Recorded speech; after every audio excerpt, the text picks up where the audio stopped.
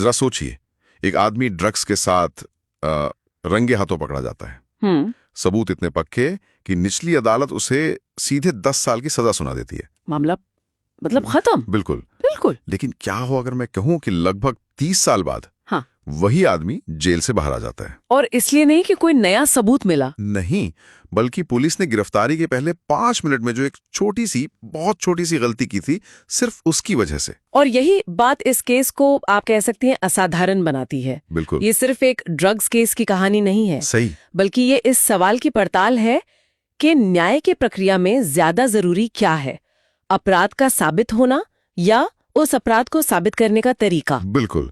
आज हम इलाहाबाद हाईकोर्ट के एक हालिया फैसले की गहराई में उतर रहे हैं। हमारे पास 1998 की क्रिमिनल अपील संख्या 435 का पूरा अदालती दस्तावेज है। मामला तो 1995 का है, लेकिन इसका अंजाम वो 2025 में लिखा गया। हाँ, और हमारा मिशन ये समझना है कि कैसे एक सजायाफ्ता मुजरिम दशकों बाद कानून की एक ऐसी बारीकी की वजह से बरी हो गया जिस पर शायद ही किसी का ध्यान गया हो।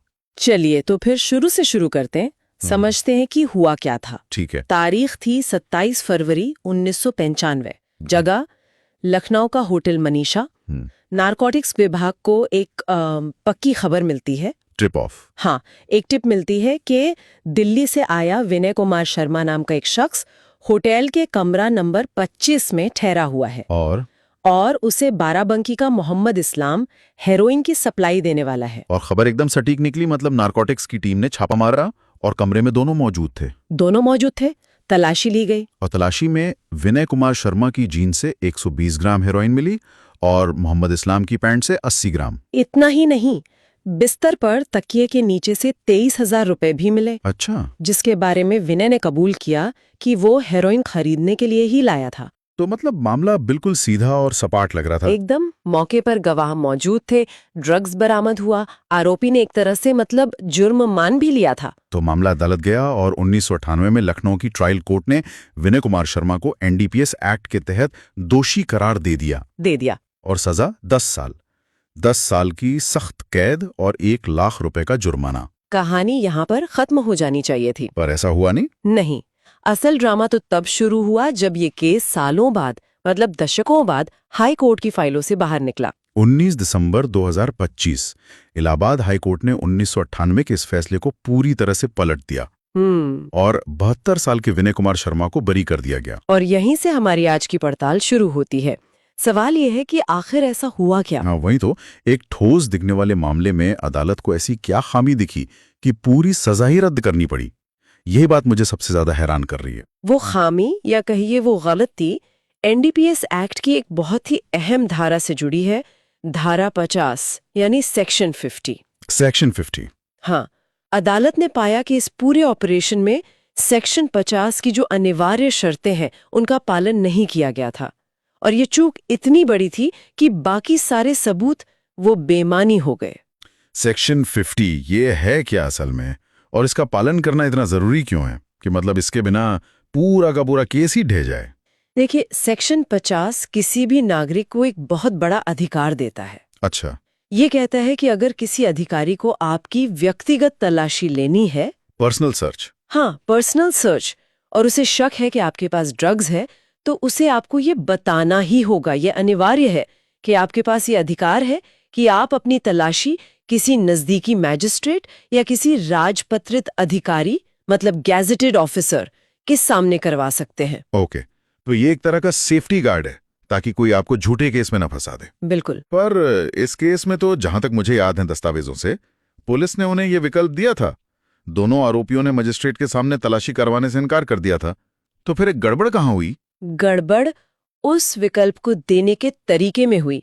यहीं पर कानून की वो बारीकी छिपी है जिसकी हम बात कर रहे हैं। तरीके में? हाँ, जब नारकोटिक्स टीम ने विनय शर्मा को ये विकल्प दिया तो उस टीम के जो मुखिया थे, सुपरिंटेंडेंट एससी सरकार, वो खुद एक राजपत्रित अधिकारी थे। अच्छा, और वो मौके पर मौजूद थे? वो मौके पर मौजूद थे और उन्होंने कहा कि आप चाहें तो मेरे सामने तलाशी दे सकते हैं। तो इसमें क्या दिक्कत है? एक गैजेटेड ऑफिसर तो मौजूद था ही, उन्होंने तो अपनी तरफ से कानून का पालन कर लिया। ये तो बहुत छोटी सी बात लगती है। देखने में ये छोटी बात लगती है, लेकिन कानून की नजर में ये जमीन आसमान का फर्क पैदा कर देती है। कानून कहता है कि तलाशी का विकल्प किसी स्वतंत्र मजिस्ट्रेट या स्वतंत्र राजपत्रित अधिकारी के सामने देना होगा। स्वतंत्र? हाँ, स्वतंत्र। हाईकोर्ट ने सुप्रीम कोर्ट के कई पुराने फैसलों का हवाला देते हुए कहा कि जो अधिकारी खुद छापा मारने वाली टीम का हिस्सा है या उसका नेतृत्व कर रहा है, उसे स्वतंत्र या निष्पक्ष नहीं माना जा सकता। ओह, अब समझ आया। तो ये कुछ ऐसा है कि रेफरी उसी टीम का कप्तान नहीं हो सकता जो मैच खेल रही है। बिल्कुल सही पकड़ा आपने। भली वो कितना भी ईमानदार क्यों न हो, उसे निष्पक्ष नहीं माना जाएगा। यही इस फैसले का सार है। आरोपी को ये साफ साफ बताना जरूरी है कि वो अपनी तलाशी किसी ऐसे अधिकारी के सामने करवा सकता है जो उस रेडिंग पार्टी से जुड़ा हुआ ना हो। और इस केस में क्या हुआ है? इस केस में गवाहों के बयानों से ये साफ हो गया कि विनय शर्मा को सिर्फ ये बताया गया कि टीम के साथ एक राजपत्रित अधिकारी हैं और आप उनके सामने तलाशी दे सकते हैं। उसे ये विकल्प दिया ही नहीं गया कि वो किसी बाहरी, किसी तीसरे निष्पक्ष अधिकारी को भी बुला सकता है। एग्जैक्टली, उसे ये ऑप्शन ही नहीं दिया गया। और ये जानकारी का अधूरापन ही कानून का उल्लंघन मान लिया गया। कमाल है। पर एक सवाल और उठता है, ये सेक्शन 50 इतना सख्त क्यों है? मतलब इसके पीछे का मकसद क्या है? इसका मकसद बहुत गहरा है। आप सोचिए, ड्रग्स केस में सबूत प्लांट करना कितना आसान हो सकता है। किसी की जेब में एक छोटी सी पुड़िया डाल देना कोई मुश्किल काम नहीं है। बात तो सही है। तो ये कानून एक आम नागरिक को पुलिस या किसी भी एजेंसी की ज्यादती से बचाने के लिए बनाया गया है। ये शक्ति के दुरुपयोग पर एक लगाम है। अच्छा?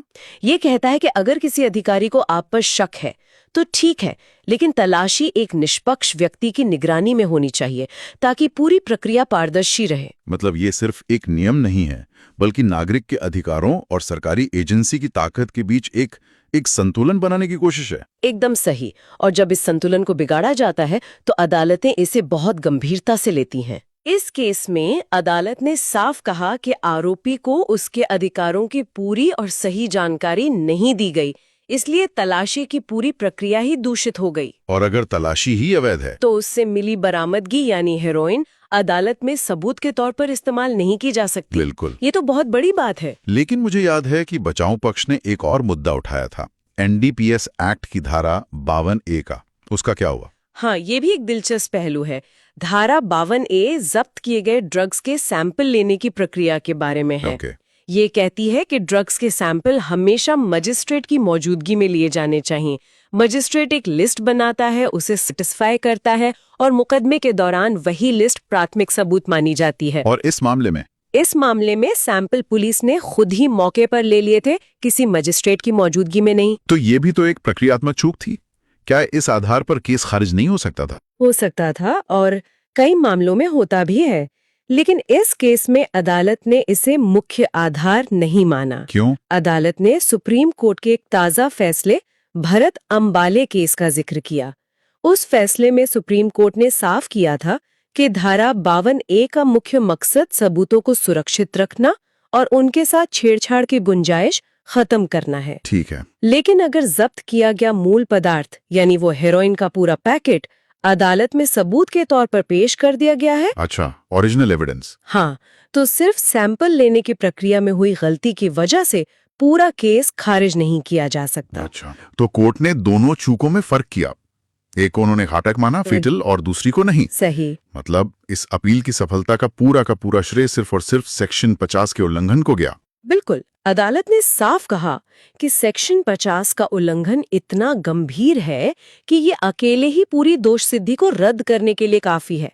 ये दिखाता है कि किसी व्यक्ति के व्यक्तिगत तलाशी से जुड़े अधिकारों का पालन करना कितना ज्यादा महत्वपूर्ण है। ठीक है, मैं ये कानूनी तर्क समझ गया, लेकिन एक मिनट के लिए कानून की किताबों से बाहर निकलते हैं। इसका मतलब तो ये हुआ कि एक ड्रग डीलर जिसके पास से 120 ग्राम हेरोइन मिली, वो सिर्फ एक टेक्निकल गलती की वजह से छूट गया। क्या ये आम जनता के लिए सही संदेश है? क्या हम प्रक्रिया को अपराध से ज्यादा तवज्जो दे रहे हैं? ये एक बहुत जरूरी और सच कहूं तो मुश्किल सवाल है। इसे टेक्निकलिटी कहना थोड़ा आसान होगा, लेकिन कानून की दुनिया में इसे ड्यू प्रोसेस या विधि की सम्यक प्रक्रिया कहते हैं। Due process? हाँ, इसका सिद्धांत ये है कि न्याय तक पहुंचने के लिए अपनाए गए साधन भी उतने ही न्यायपूर्ण होने चाहिए जितना कि खुद लक्ष्य। अगर हम सबूत इकट्ठा करने के लिए गैर कानूनी या गलत तरीके अपनाने लगें, तो फिर एक सभ्य समाज और जंगल के राज में फर्क क्या रह जाएगा? लेकिन इससे तो अपराधियों का हौसला बढ़ सकता है। उन्हें लगेगा कि वो कानून की कमियों का फायदा उठाकर बच सकते हैं। ये एक जायज चिंता है, लेकिन इसका दूसरा पहलू भी देखिए। आज ये अधिकार एक कथित अपराधी के काम आया, कल यही अधिकार किसी बेगुनाह इंसान को झूठे केस में फंसने से बचा सकता है ना? ये भी बात है। सेक्शन 50 जैसे कानून सबके लिए बराबर है। ये इसलिए बनाए गए हैं ताकि सिस्टम किसी एक व्यक्ति के खिलाफ अपनी पूरी ताकत का अंधाधुंध इस्तेमाल ना कर सके। अदालतें ये मानती हैं कि भले ही 10 दोषी छूट जाएं, पर एक भी बेगुनाह को सजा नहीं होनी चाहिए। और इन प्रक्रियाओं का पालन उसी सिद्धांत को मजबूत करता है। बिल्कुल। मतलब ये कि प्रक्रिया ही न्याय की आत्मा है। अगर प्रक्रिया ही सही नहीं तो नतीजा चाहे जो भी हो उसे न्याय नहीं कहा जा सकता। आप ऐसा कह सकते हैं। और ये कानून लागू करने वाली एजेंसियों के लिए भी एक बहुत बड़ा सबक है। कैसे? कि एक छोटी सी लापरवाही या कानून की जानकारी का अभाव उनकी महीनों की मेहनत पर पानी फेर सकता है। एक मजबूत से मजबूत केस भी नींव की एक कमजोर ईंट की वजह से ढह सकता है। ये मामला इसका क्लासिक उदाहरण है। चलिए अब इस केस के मानवीय पहलू पर भी थोड़ी बात करते हैं। हम कानून और धाराओं की बात कर रहे हैं, लेकिन एक विनय कुमार शर्मा नाम का शख्स भी है। हाँ। 1998 में उसे दोषी ठहराया गया। फैसला आया 2025 में। ये लगभग 27 साल का वक्त है, और अगर हम घटना से गिने तो पूरे 30 साल। 30 साल। किसी इंसान की जिंदगी का इतना लंबा हिस्सा एक मुकदमे की छाया में बीत गया। इसका क्या? ये हमारी न्याय प्रणाली की एक बहुत दुखद सच्चाई है। देरी। सोचिए, 1995 में भारत में मोबाइल फोन भी आम नहीं थे। इंटरनेट एक नई चीज थी। सही बात है। दुनिया कहां से कहां पहुंच गई, लेकिन ये केस सिस्टम में अटका रहा। जब न्याय मिलने में इतनी देर हो जाए तो क्या वो वाकई न्याय रह जाता है? ये बहुत बड़ा सवाल है। भले ही अंत में वो बरी हो गया हो, लेकिन उसकी जिंदगी के जो 30 साल इस केस ने ले लिए, वो कौन लौटाएगा?